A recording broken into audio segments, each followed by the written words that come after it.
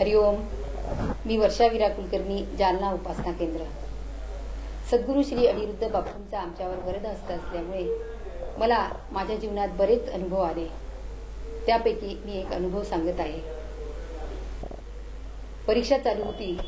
नुकतेच paper करेक्शनला paper आले होते. चैत्र पौर्णिमा संपली आणि दुसऱ्या दिवशी मी घरातून बाहेर पडली. आज आपण पेपरचे 2 गठ्ठे तपासल्याशिवाय घरीच यायचं नाही असा ठाम मनाशी निश्चय केला होता. आणि माझ्यासोबत माझी मैत्रीण स्वाती वीरा कुलकर्णी होती. आम्ही दोघेही गाडीवर जात होतो. गाडी मी स्वतः चालवत होती आणि माझी मैत्रीण माझ्या पाठीमागे बसली होती.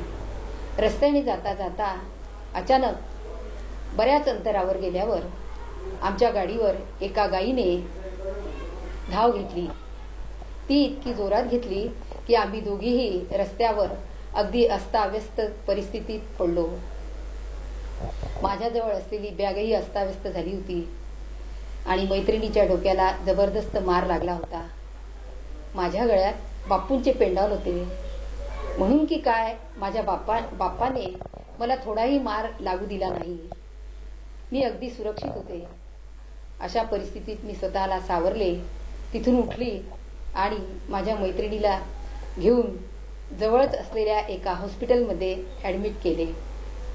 तिथे गेल्यानंतर डॉक्टरांनी सांगितले की यांना हेड इंजुरी झाली आहे. तेव्हा आपल्याला थोडी वाट बघावी लागेल. 2 दिवसानंतर तुम्हाला यांचे रिपोर्ट्स आल्यानंतर साऱ्या गोष्टी कळतील. मला खूप मोठा प्रश्न पडला की आता मी घरी जाऊन काय सांगू.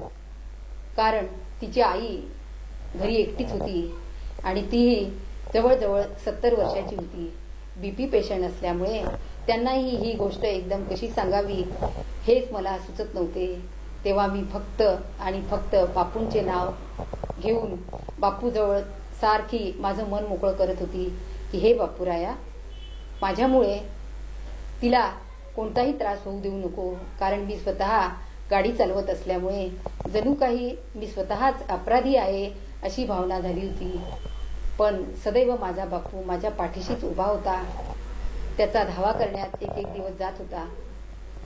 दुसऱ्या दिवशी जेव्हा डॉक्टरांचे रिपोर्ट आले तेव्हा डॉक्टरांनी सांगितले की यांचा धोका टळला आहे.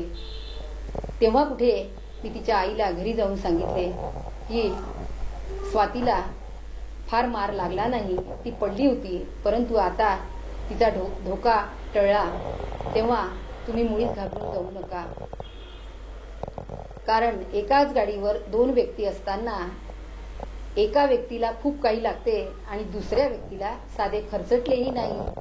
म्हणजेच आपला बापूराया हा खरंच आपल्या सोबत होता ही साक्ष पटते की नाही. तो त्याच्या प्रेमाने सारी गणितं कशी आपली लाडक्या बाळासाठी बदलून टाकतो याचेच हे एक उदाहरण होते. हरिओम. श्रीराम. अंबज्ञ. नाथ संगीत.